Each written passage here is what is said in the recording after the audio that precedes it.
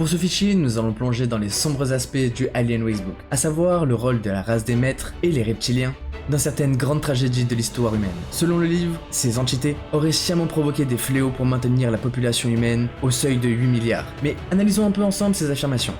Selon le livre, la race des maîtres est une entité puissante impliquée dans la manipulation et le contrôle des civilisations humaines à travers l'histoire. Ils auraient provoqué des épidémies et des catastrophes en accord avec les reptiliens, pour limiter la croissance démographique sur Terre. Mais cette vision dystopique semble tout droit sortie d'un film de science-fiction. Pourtant, elle est bel et bien présente dans ce livre, et semble ajouter des éléments pertinents. Pour ceux que ça intéresse, n'oubliez pas que je vais faire un épisode dédié sur chaque race extraterrestre présente dans le livre The Alien Racebook. Donc n'oubliez pas de vous abonner pour ne pas manquer les prochains épisodes, ou aller consulter la chaîne pour voir ceux déjà sortis. La théorie du contrôle démographique, ou l'idée des forces invisibles qui cherchent à contrôler la manipulation humaine, est une vieille théorie conspirationniste. Dans ce cas précis, le livre relie cette théorie à des entités extraterrestres. Il affirme que les reptiliens auraient enlevé des femmes humaines pendant des milliers d'années, donnant naissance à des hybrides qui seraient envoyés sur d'autres planètes pour les coloniser. Toutefois, certains de ces hybrides seraient restés sur Terre pour s'infiltrer parmi les cercles du pouvoir les plus puissants. Bien que ces affirmations soient intrigantes, elles sont largement spéculatives et manquent de preuves concrètes. L'idée que des hybridations humano-reptiliennes soient intégrées dans notre société, occupant des postes très influents, est une théorie qui circule depuis des décennies, notamment dans les cercles conspirationnistes. Je pense que vous connaissez tous les Illuminati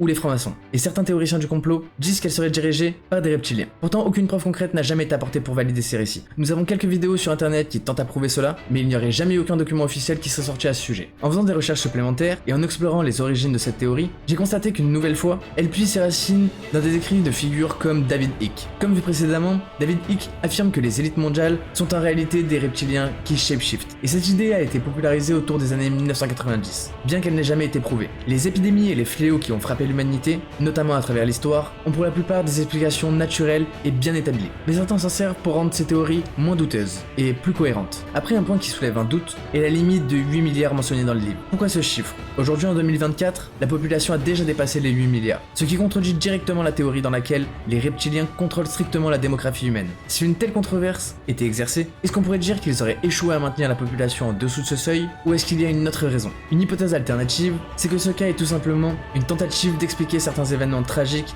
de l'histoire à travers une lentille conspirationniste. Les fléaux et les crises humanitaires sont souvent utilisés pour alimenter des récits de contrôle par des forces cachées, qu'elles soient terrestres ou extraterrestres. L'idée des hybrides infiltrés dans la société reste une hypothèse non prouvée, mais elle continue d'alimenter l'imagination populaire et les théories conspirationnistes. En conclusion, bien que cette théorie soit fascinante, malheureusement elle manque cruellement de preuves, et elle se heurte à de nombreuses incohérences logiques. L'idée que des entités extraterrestres manipulent l'humanité, notamment depuis l'écologie pour maintenir une démographie, reste une spéculation sans fondement concret. Néanmoins, ce cas illustre parfaitement l'attrait pour les récits où l'histoire humaine a été influencée par des forces cachées ou des agences secrètes. Et voilà, c'est la fin de ce fichier Alien fascinant tiré de The Alien Racebook. J'espère que cette exploration vous a intrigué tout autant que moi et que vous avez apprécié ces mystères. Pour ceux que ça intéresse, n'oubliez pas que cette vidéo fait en réalité partie d'une vidéo bien plus grande où nous analysons tous les fichiers présents dans le livre The Alien Racebook. Vous pouvez retrouver l'intégralité de ces enquêtes avec encore plus de révélations et de théories dans la vidéo complète disponible sur la chaîne. Donc si vous souhaitez en savoir plus sur les phénomènes extraterrestres et les mystères cachés de l'univers, je vous encourage vraiment à aller voir cet épisode. En attendant, n'hésitez pas à liker cette vidéo, abonnez-vous pour ne pas manquer les prochains épisodes et partagez-moi toutes vos théories en commentaire. Merci d'avoir regardé et nous on se retrouve dans un prochain épisode. C'était Kick on Fire. Peace out.